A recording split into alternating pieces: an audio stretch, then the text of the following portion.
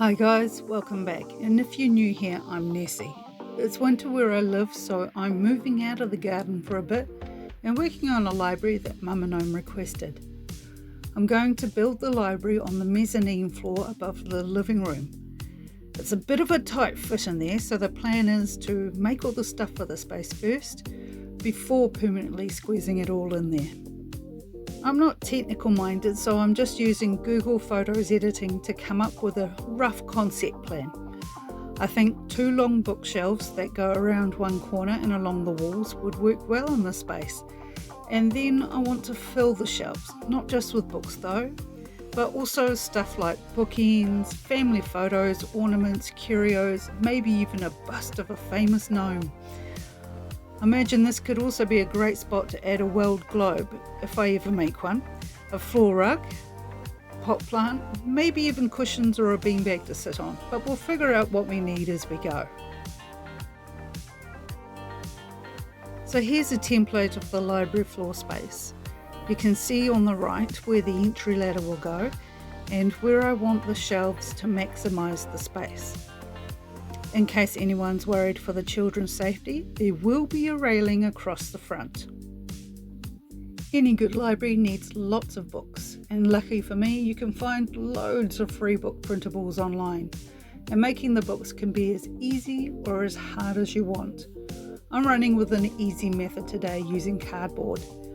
I've got 2 different thicknesses here, and I've already cut out a few book covers.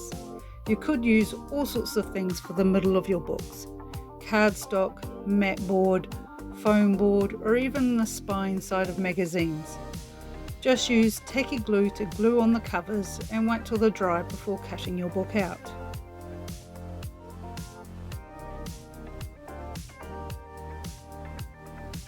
I've pre-made about 300 odd books using this method and then glued lots of them together in big groups to go on the shelves.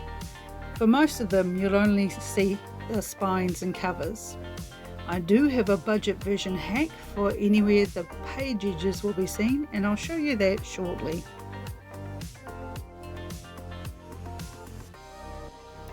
As I said before, this is a really simple method for making mini books.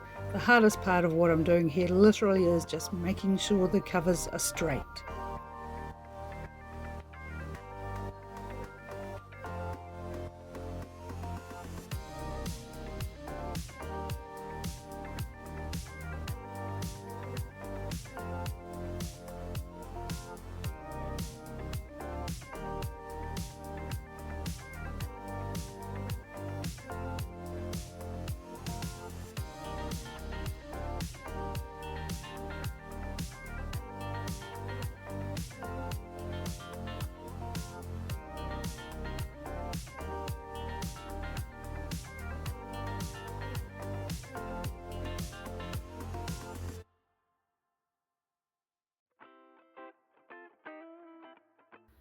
When they're fully dry, cut out your books with scissors or a craft knife. I wouldn't recommend a hacksaw or an axe, that's just a little extreme.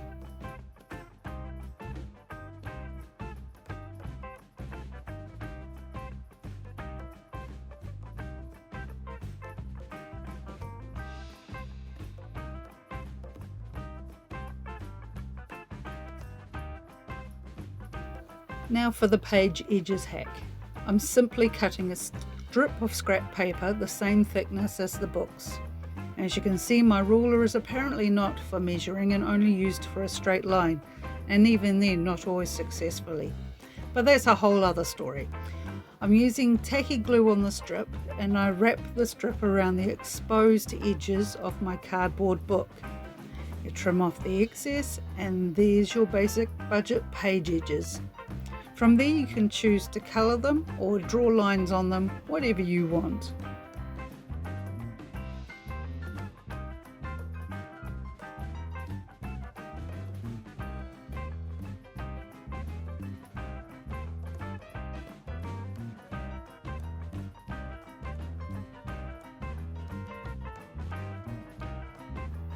I swear it takes real talent to forget to stay in camera shot all the time, but I'm just gently pressing the paper strip in place and helping it stay stuck down.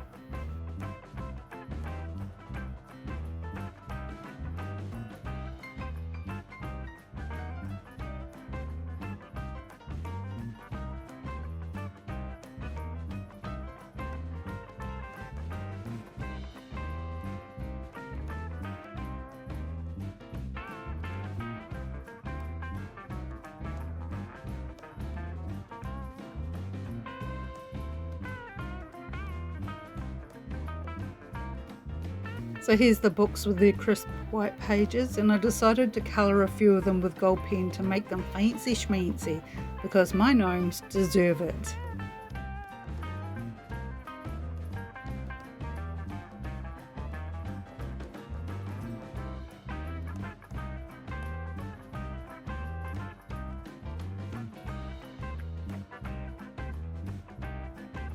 Don't forget, a full list of all the materials used in this video is in the description below. And while you're at it, check out the link to my Nessie Monster merch, where you can buy the cute designs I've created on stickers, t-shirts, mugs, phone cases and more.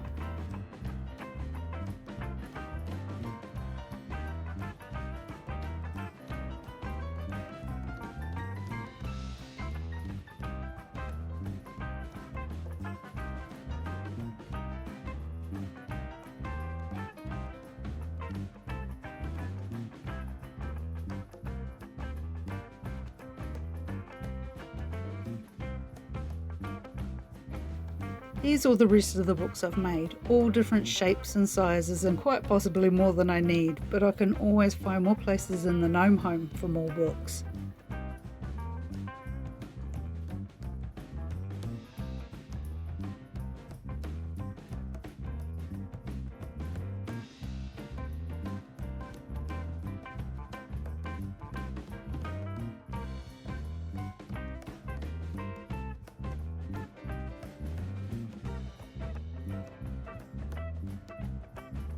Did you spot the foam board book in the middle of that stack?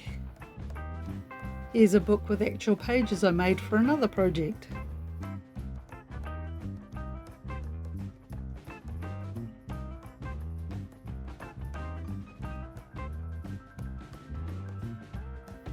Okay, on to the shelves. I'm making them by gluing together layers of thick cardstock and then cutting them out. The 1, 2, 3 blocks are helping them stick down nice and flat.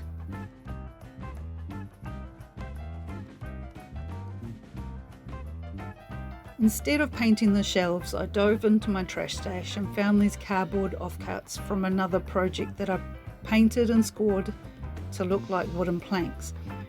The plan is to piece the offcuts together and cover the top and bottom of the shelves. Yes, it would be faster just to paint the shelves, but I've got to use up my stash somehow, and throwing out the offcuts feels like a waste. And they were an almost perfect fit.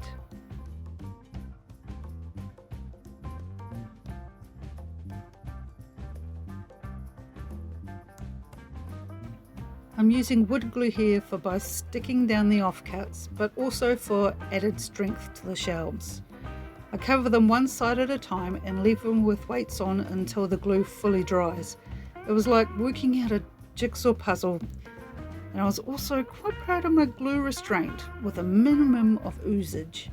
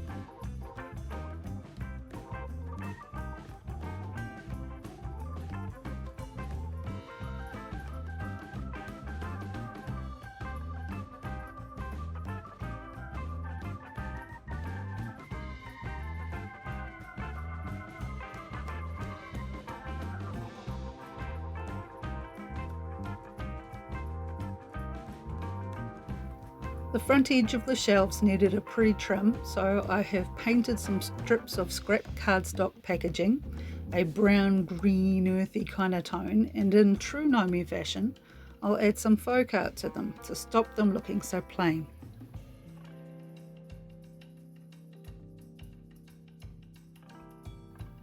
Using my tiniest brushes and dotting tools, I added leaves, flowers and polka dots.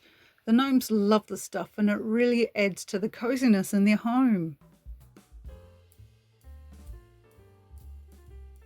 How cute does that look?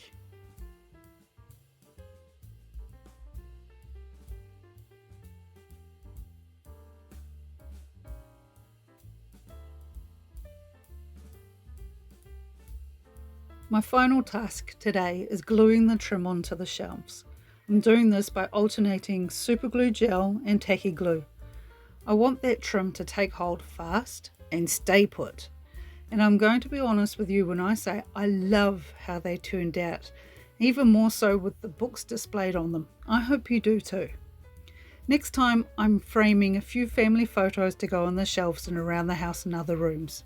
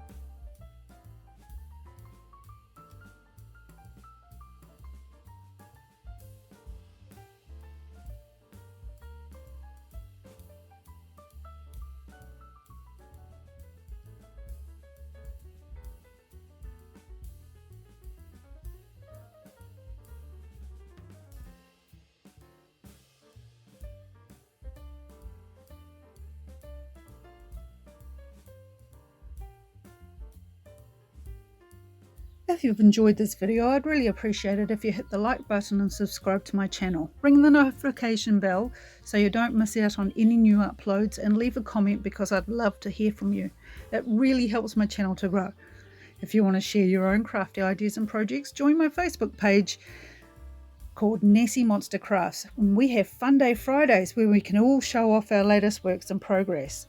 If you can afford it, please consider buying me a coffee. Links for both my Facebook group and coffee account are in the description below. Thanks for watching and I'll see you next time. Bye!